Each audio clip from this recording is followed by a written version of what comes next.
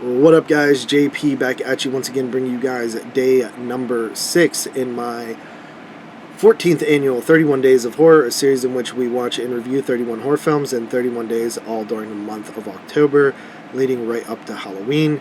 And the film that I'm going to be reviewing today is actually a film that I caught at a screening a couple of days ago. So technically not today, but honestly most of these reviews are not day of. And yeah, I saw this at Cinema Wasteland in Ohio this past weekend, and which, by the way, was an absolute blast. Had an amazing time at Cinema Wasteland. Moods came down, Jeremy came down, Dan, Tony, Tyler, Mason, Dave Parker, other Jeremy, tons of people.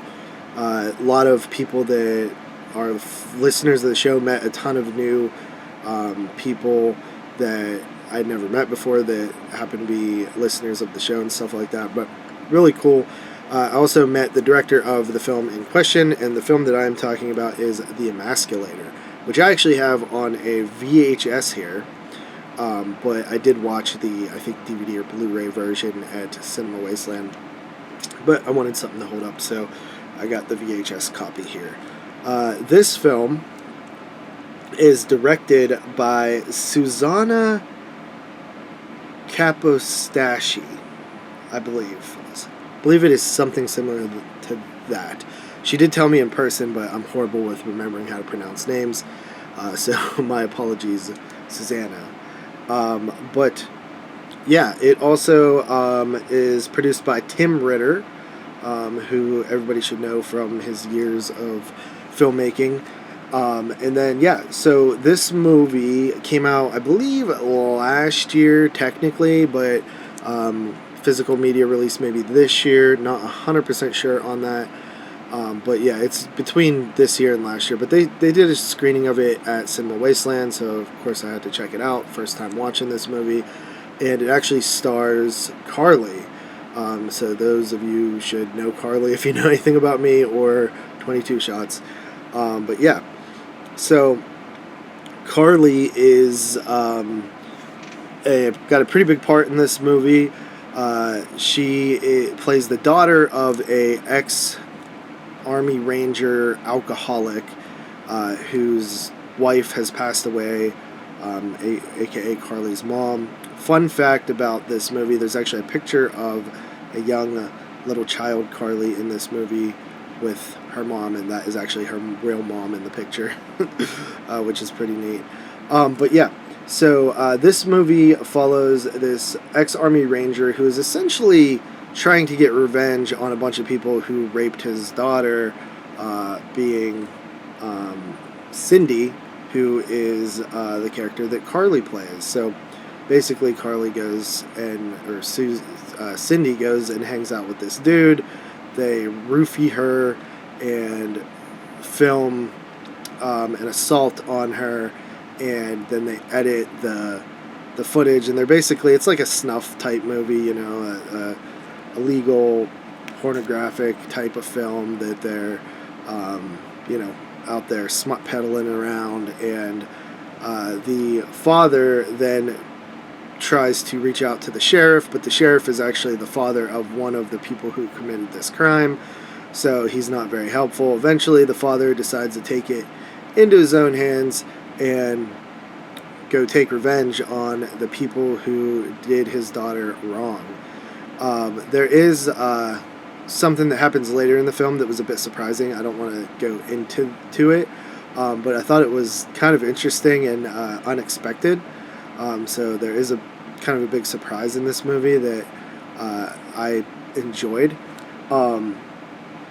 Now, what can I... Okay, so it's a sort of like shot on video looking movie. I think it was shot on like digital video, but it's supposed to look like a shot on video film, like tape.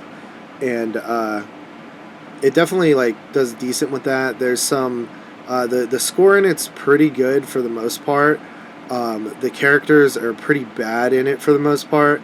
There was a black character in the movie. I forget his name, but he was probably one of the better actors in the movie. I thought he was good.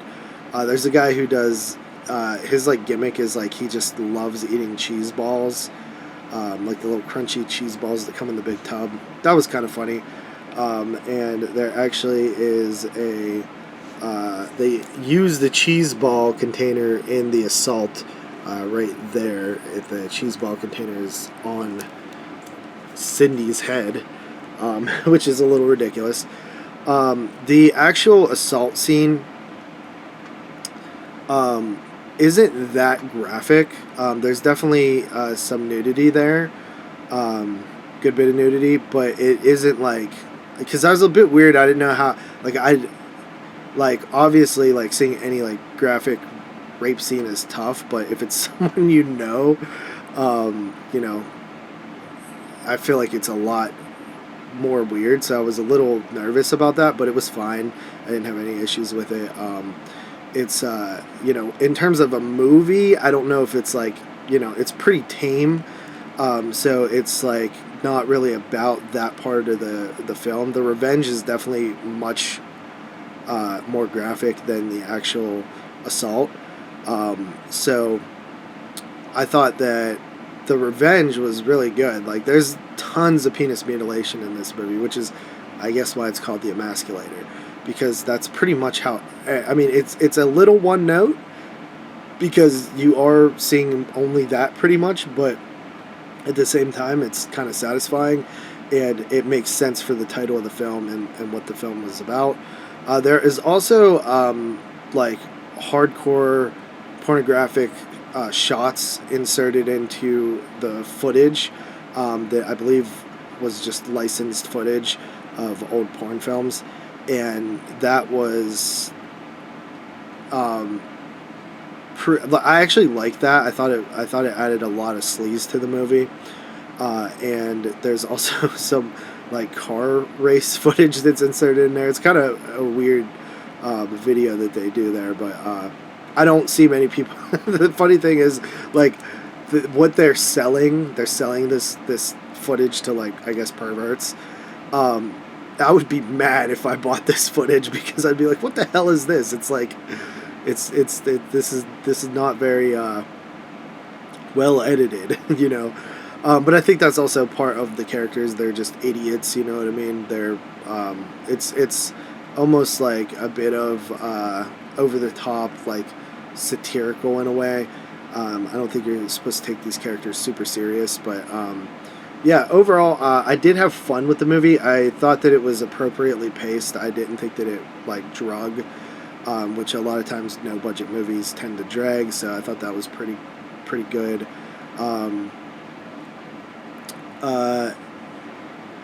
The acting overall ranges from like decent to bad, I would say, but from what I understand, most of these people in this film are not actors, and they are just like friends, which is, often how these films are made, which is, fine. I don't really harp too bad on acting, especially in micro budget or no budget movies. It's probably the thing I care about the least. What else? I do like, it feels very like throwback, and like I said, there's definitely a level of sleaze to this, but also a level of cheese. I thought the father character was pretty decent as well. And yeah, overall, there's some there's some funny moments in it too. There's a good penis on a hot dog bun that always seems to work every time I see it. So yeah, that's pretty cool. There's a lot of, oh man, this was cracking me up. There's a lot of like homophobic stuff in this movie. Like the sheriff father is like has a beef with his son. One, because he's a fuck up, but two, like he's gay, and he like lets him have it throughout the whole movie. And it's hilarious. But anyway, that is my review. I would give it a 6 out of 10. It is not a film that is for everyone. Like, this isn't typically my like go-to type of movie, but there are definitely people out there that like this type of movie, and I think that, if you're into like the low-budget shot-on video sleazy stuff, this is probably up your alley. But yeah, that is the Emasculator for day number 6. We'll see you guys tomorrow with another one. Peace.